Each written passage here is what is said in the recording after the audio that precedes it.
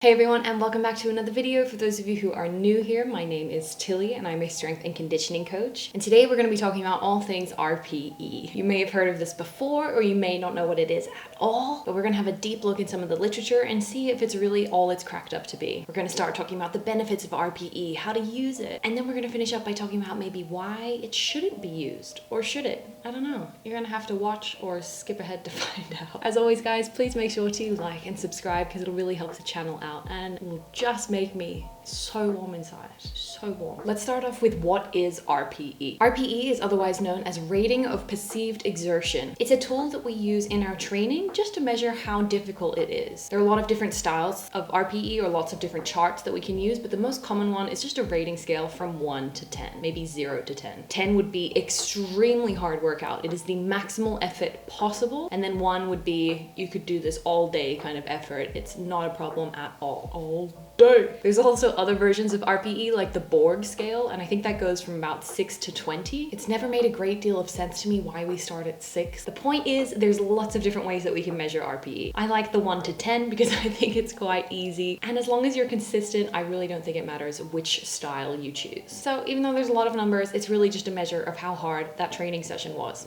And like I've just said, the main benefit of RPE is that it is ridiculously easy to use. You don't need any special training. It really could not be more simple to ask yourself or a client that you're working with how hard that workout was on a scale of 1 to 10. We can also use RPE no matter what type of session that we're doing. So we can use it for our conditioning sessions, our strength training sessions, our speed sessions, our swimming sessions, tennis sessions, boxing, lifting, running, anything. We can use it for technical training, tactical training, physical training, mental training. Anything can be used with RPE. So while it's well and good that we get that number 1 out of 10 and we know how difficult it is, we're going to now look at some practical ways that we can use RPE to help with our training. This method that I'm going to teach you is called sessional RPE, and it helps us get a load for our training. To use this method, we multiply our RPE score by the duration of the session that we've just completed, and then that will give us a subjective value of load. So for example, if I played 75 minutes of tennis and I gave it a score of 7 out of 10, so I thought it was very hard, then I would multiply 7 by 75, and then I would get a value of 525 as my subjective measure of load. If later that day I did my strength session, which was 30 minutes long, and I gave it a value of 8, then I would get a load value of 240 for that session. And for my day, my total load would be about 765. Isn't that easy? It took us about 20 seconds to get that measure of load that we might not have had if it weren't for the good old RPE. If we did this every day with every session that we did,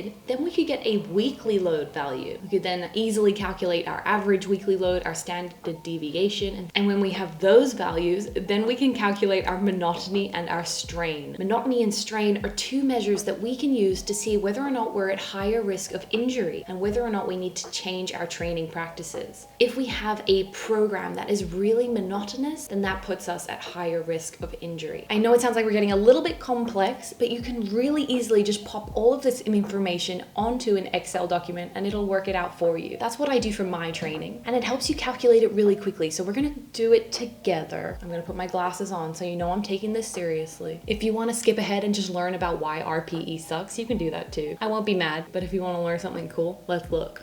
So here I've got all of the sessions that I've completed over the week and how hard I rated them on my RPE scale of 1 to 10 and how long they took me to complete in minutes. With that, I can calculate the weekly total load equals sum bracket, highlight my values, close the bracket. Then that is my weekly total load. I would do the same thing to get my weekly average load. So I just pop that into Excel. I go equals average, highlight the values. There's my average weekly load. I would do the same thing to get my standard deviation. I cannot make this up. This is literally so easy. Standard deviation, highlight my values. That's my standard deviation for the weekly load. And then using those values, we can get the monotony and the strain, which like I said, those are the ones that we want to focus on when it comes to injury, risk, and prevention. So we do monotony equals weekly average divided by the standard deviation, and we get a value of 1.5 for me this week, which is a little hard. So for strain, I do equals monotony times my weekly total load. And then I get all my results there. So you can see it's really so easy. But this is a cool way to take your training to the next level, to make sure that you are monitoring yourself appropriately. If you want to know how monotony and strain relates to our injury risk, what we do is that we monitor it each week, and if it gets to a point where it's a little bit high, we know that we're going to have to increase our recovery practices. So for example, if you look at this table in this paper, you can see how the monotony and the strain scores could be related to traumatic injury, overuse injuries, and illness. And what's cool about this is that we got all of this information starting off with a sessional RPE and the duration. That's literally it. And then we have a little bit of an indicator or a marker as to whether or not we're going to get injured. The idea is that the higher the monotony or the strain scores, the more likely you are to get injured. This could be relative from person to person though, so you would look for big changes in your weekly monotony or strain, because when we start associating things with a perfect magic number, then we can get a little bit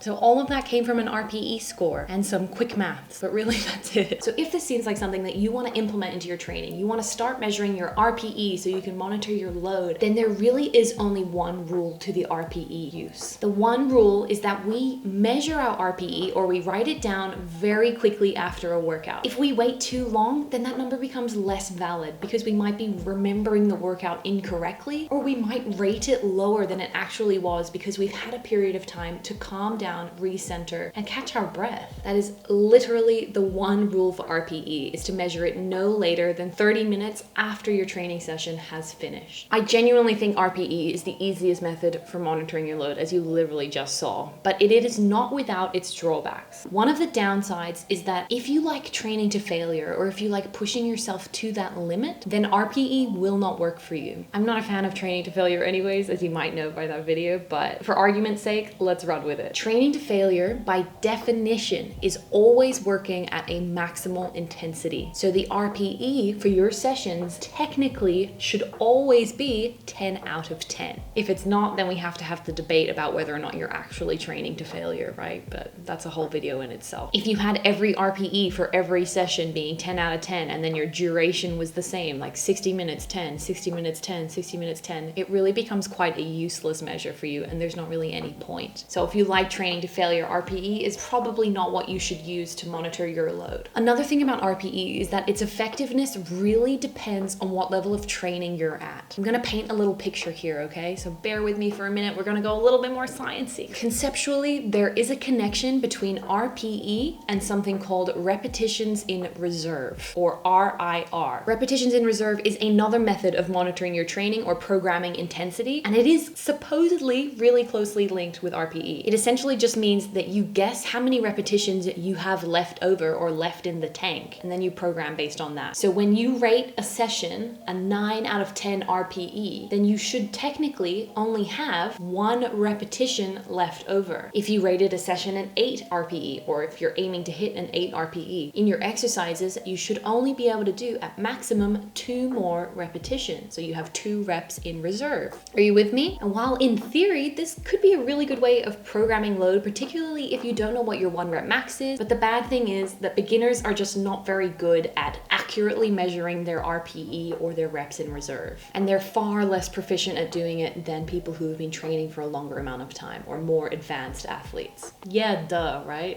But let me show you some data.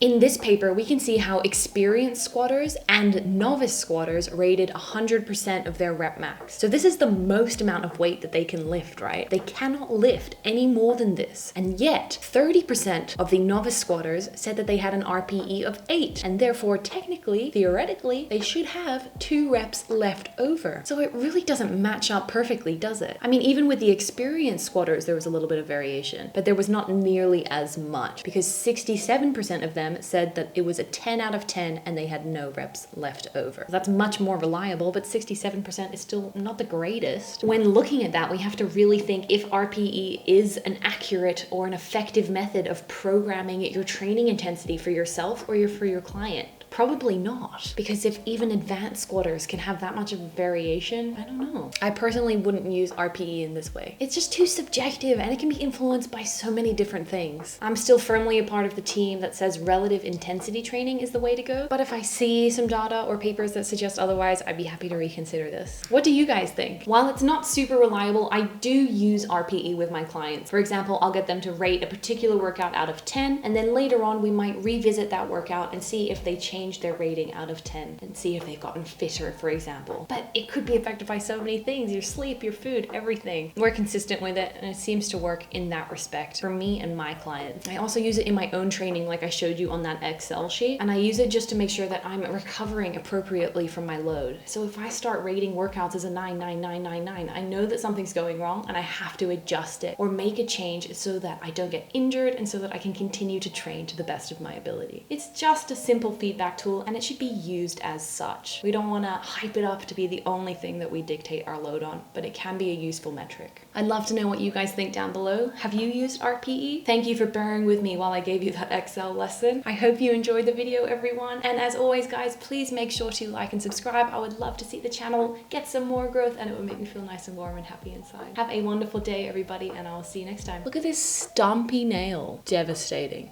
Hello, it's me. I've been wondering if today you want to talk about RPE. Ciao.